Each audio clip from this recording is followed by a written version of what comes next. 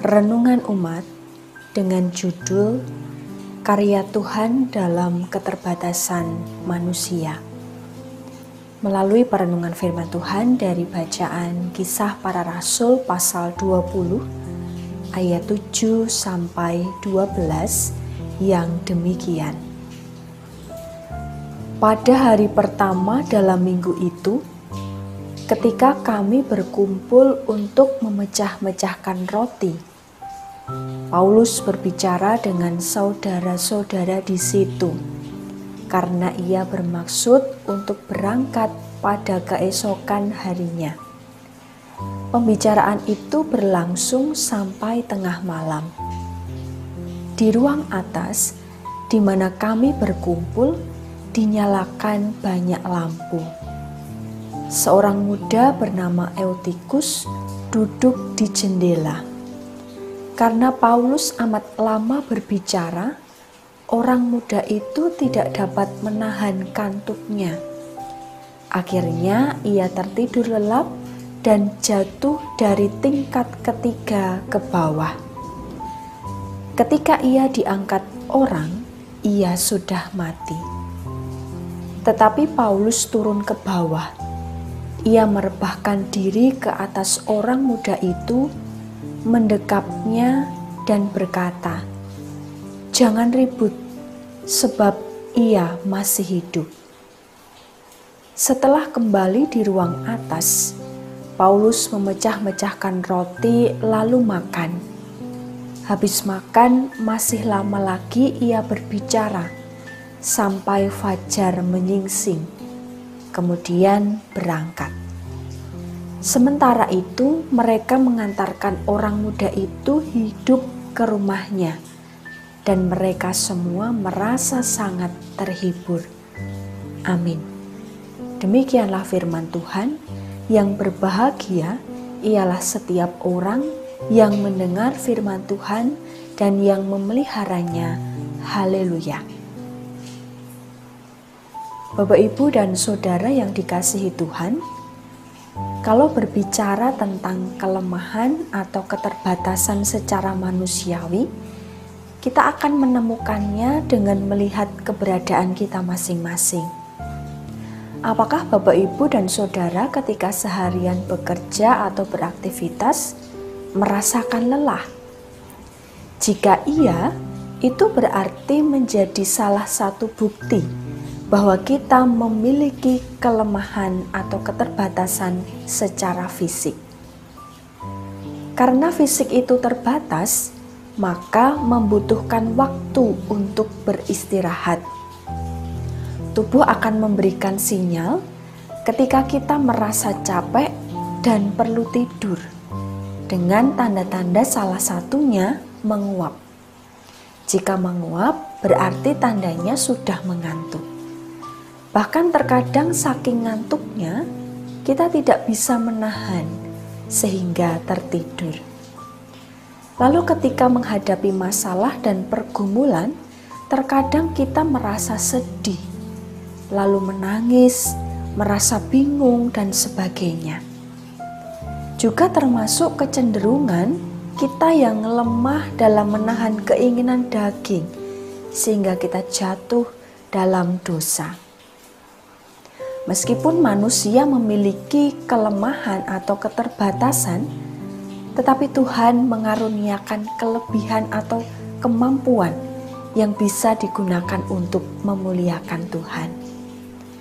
Setiap orang memiliki keterbatasan dan juga kelebihan. Dalam setiap kelemahan atau keterbatasan, Tuhan berkarya.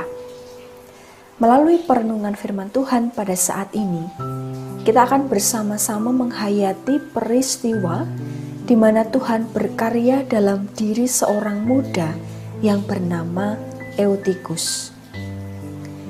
Di hari pertama minggu itu, orang-orang percaya antusias untuk mengikuti persekutuan bersama dengan Paulus dan rekannya. Selain memecah-mecahkan roti, mereka juga mendengarkan Paulus berbicara. Barangkali dalam persekutuan itu juga terdapat diskusi, sehingga membuat Paulus berbicara sangat lama hingga larut malam. Itu terkait dengan hal-hal yang harus disampaikan olehnya untuk menguatkan saudara-saudara seiman di Troas.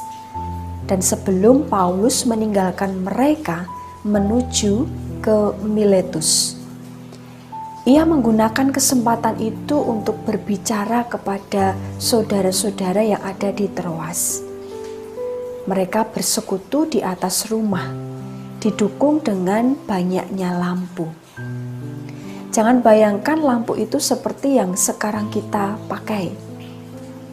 Kira-kira lampu itu semacam lentera, sehingga berasap dan kemudian udara atau suasana yang ada di dalamnya itu terasa panas.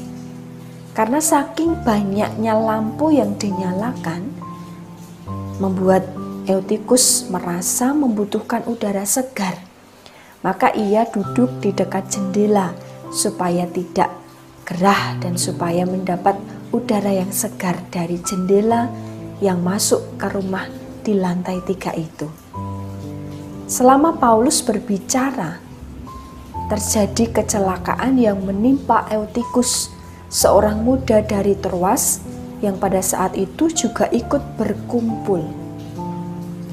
Ia tidak dapat menahan kantuknya, akhirnya tertidur lelap dan jatuh dari tingkat ketiga ke bawah. Ketika diangkat orang, ia sudah mati. Eutikus berdasarkan bahasa Yunani, nama itu bermakna beruntung. Dalam kesaksiannya, Lukas menceritakan bahwa ia sudah mati. Orang-orang yang sedang berkumpul merasa panik atas kejadian itu. Tetapi Paulus berkata, "Jangan ribut, sebab anak muda ini masih hidup." Eutikus kembali hidup ketika Paulus mendekapnya. Cara yang dipakai oleh Paulus juga pernah dilakukan oleh Elia pada waktu membangkitkan anak dari janda Sarfat. Bapak, Ibu, dan Saudara bisa membaca dari 1 Raja-Raja pasal 17 ayat 21. Dan juga dilakukan oleh Elisa pada waktu membangkitkan anak dari perempuan Sunem. Dari 2 Raja-Raja pasal 4 ayat 34. Keesokan harinya, ketika Paulus hendak pergi, Eutikus sudah sembuh. Fakta penting yang dicatat mengenai peristiwa ini adalah bahwa Eutikus dibangkitkan dari kematian oleh kuasa Kristus yang berkarya dalam diri Paulus. Kristus memberikan kehidupan bagi Eutikus. Ia masih diberi kesempatan untuk berkarya, melanjutkan hidupnya. Meskipun secara manusiawi ia memiliki keterbatasan, selain tak kuasa menahan kantuk dan lelah, ia juga tak kuasa untuk lari dari kematian. Dan kuasa Kristus membangkitkannya. Dalam nats yang kita hayati pada saat ini, selain peristiwa kecelakaan yang dialami oleh Eutikus, Lukas juga mencatat peristiwa perjamuan yang dilakukan pasca kecelakaan tersebut. Terkait dengan perjamuan, pada saat itu Paulus bersama dengan saudara-saudara di Troas kembali memecah-mecahkan roti dan mereka makan bersama. Sebagai orang percaya, dalam peristiwa perjamuan kita mengenang, dan perjamuan itu menjadi sarana pemeliharaan iman melalui karya penebusan Kristus. Kita mengingat bagaimana Kristus berkuasa membebaskan manusia dari dosa. Secara manusiawi, kita tak kuasa menanggung maut atas upah dari dosa-dosa kita. Tetapi melalui kasih Kristus, kita beroleh hidup yang kekal dan dibangkitkan bersama dengan kuasa kebangkitannya. Meski kita lemah dan terbatas, Dalam keterbatasan itu, kita juga diperhadapkan dengan masalah dan pergumulan. Percayalah bahwa Tuhan berkarya membangkitkan semangat dan harapan kita agar kita tetap semangat melanjutkan hidup pemberian Tuhan. Hidup dalam persekutuan bersama saudara-saudari kita dan bersama keluarga kita. Oleh sebab itu, Bapak, Ibu, dan saudara yang dikasihi Tuhan, mari kita bersyukur karena Bapa berkenan menyatakan kasih-Nya melalui pengorbanan Kristus yang menyelamatkan kita. Hanya oleh kuasa Kristus kita ditebus dan dibangkitkan sehingga beroleh hidup yang kekal. Kehidupan tak lepas dari masalah. Masing-masing orang menghadapi masalah yang berbeda. Mari bersandar pada Tuhan, memohon hikmat, kekuatan, dan penyertaan agar kita semua senantiasa dikuatkan. Tuhan berkarya dalam keterbatasan kita. Amin. Salam sehat untuk kita semua. Tuhan memberkati. Mari kita berdoa. Bapa Surgawi, kami bersyukur atas berkat pemberian-Mu dalam kehidupan kami.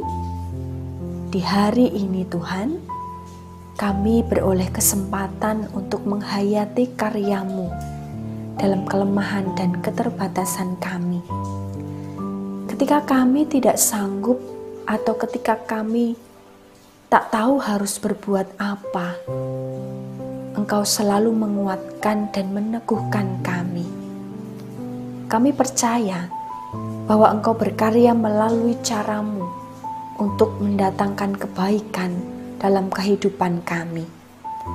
Beri kami hikmat, kekuatan, agar kami dimampukan untuk melewati hari-hari kami, melanjutkan hidup pemberian Tuhan dengan segala dinamikanya, agar kami senantiasa bersandar kepadamu.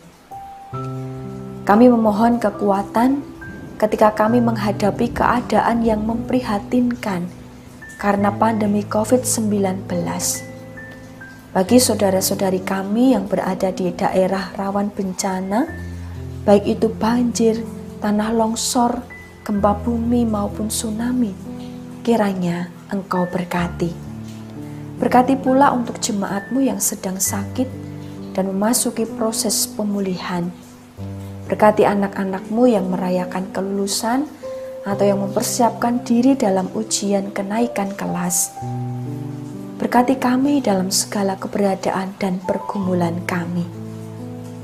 Ya Bapa, hidup dan doa kami serta syukur ini kami haturkan di dalam nama Tuhan Yesus Kristus, Juru Selamat kami. Terima kasih Bapa. Amin.